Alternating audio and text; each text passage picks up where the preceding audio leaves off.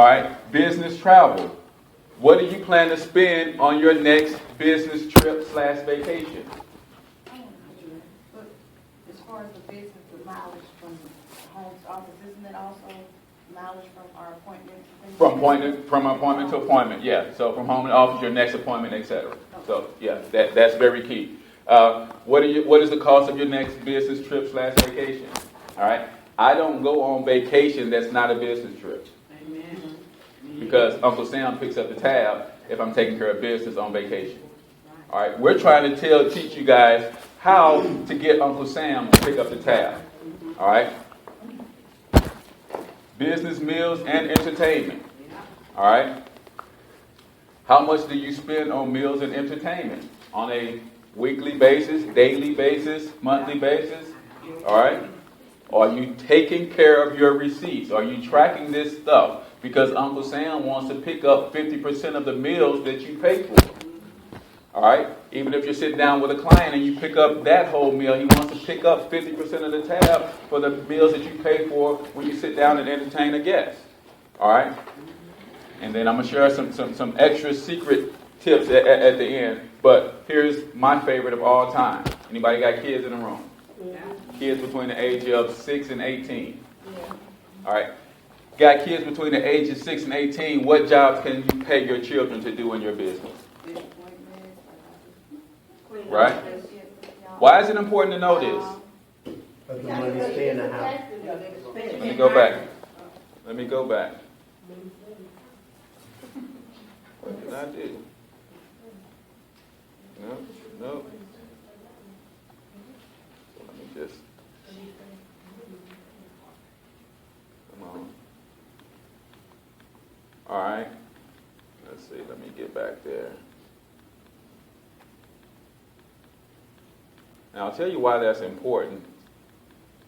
It's because $6,100, I think even maybe $6,200, you're able to pay your kid in your business. Okay, here's where we're at.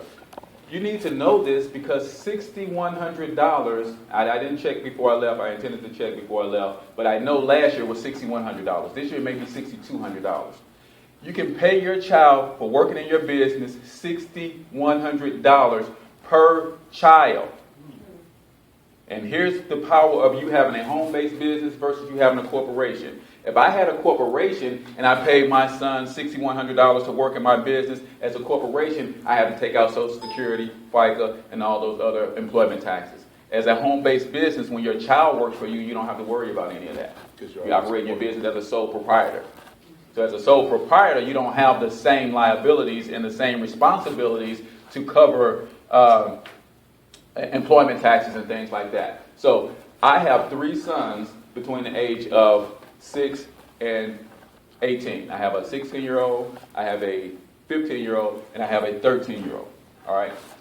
They, when it comes to business, they're not my children. All right. I have a sanitation engineer.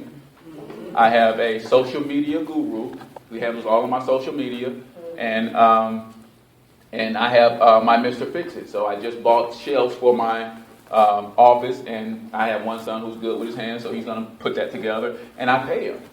All right. Now, here's the cool thing about this. Are you going to raise your children anyway? Are you going to spend money on your children anyway? All right. The principle that we teach is called income shifting. See, I have a W-2 job. I'm a W-2 employee. All right. So I work a regular 9 to 5. But I'm able, because of these strategies, to take my taxable income from my job, shift it through my home-based business, and at the end of the year, reduce my overall taxable income so I pay less in taxes every year. All right, so now I have 3 kids between that age. So that's $6,100 times 3. I can reduce my taxable income by $18,000. That's an $18,000 tax write-off if I paid them the full amount over the year. So for them, $6,000, I can pay them up to $500 a month. And here's the funny thing. When we're dealing with kids, I mentor kids and I teach financial education to children as well. The funniest thing in the world to me when it deals with kids and money is when you give them their own money, they spend it differently. Right? When they spend my money, the shoes are $200-$300. When they're spending their money, they want to go to the outlet mall. See, that's you can start teaching financial principles, right? Or they don't want the shoes no more. No, I don't want no shoes. So that's a financial principle that you can use to start not only saving yourself money, but it's a great way to introduce the children to financial literacy. All right. So how to create wealth with the tax code. All right. Basically, there's two ways. You create wealth with the tax code by not paying too much up front.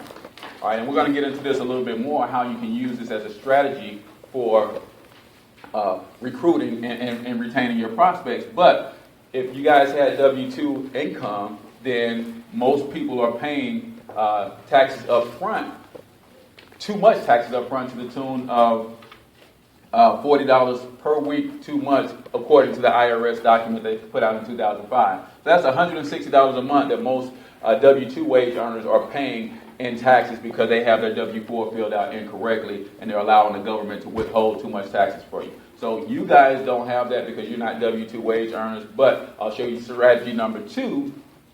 Again, that's primarily for wage earners. If you revisit your W-4, they can actually give themselves a pay raise, and I'll show you how to use that as a prospecting tool. Number 2, not paying too much taxes on the back end.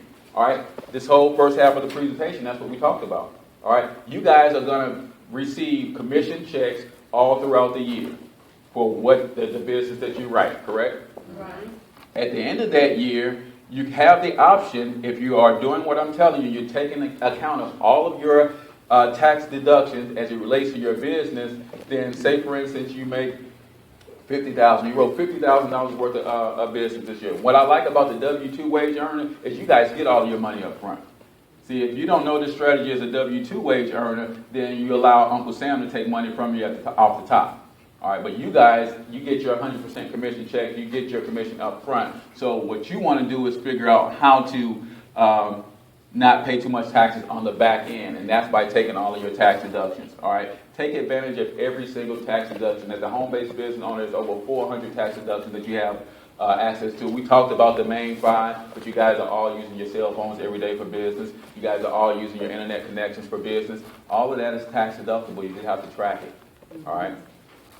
Reduce your taxable income to pay less taxes at the end of the year. So, for instance, if we take the example that I have, if I make $50,000 a year, I wrote $50,000 worth of business, and I have my 3 children, and I pay them all $6,000. Well, that's going to reduce my taxable income. That $50,000 goes down to $32,000 when you take that 18 off. Right? So not only do I pay a smaller amount in taxes, it may also put me in a lower tax bracket, and I pay a smaller percentage in taxes as well. All right, so this is powerful information, guys. It will literally make you wealthy and help you create your wealth.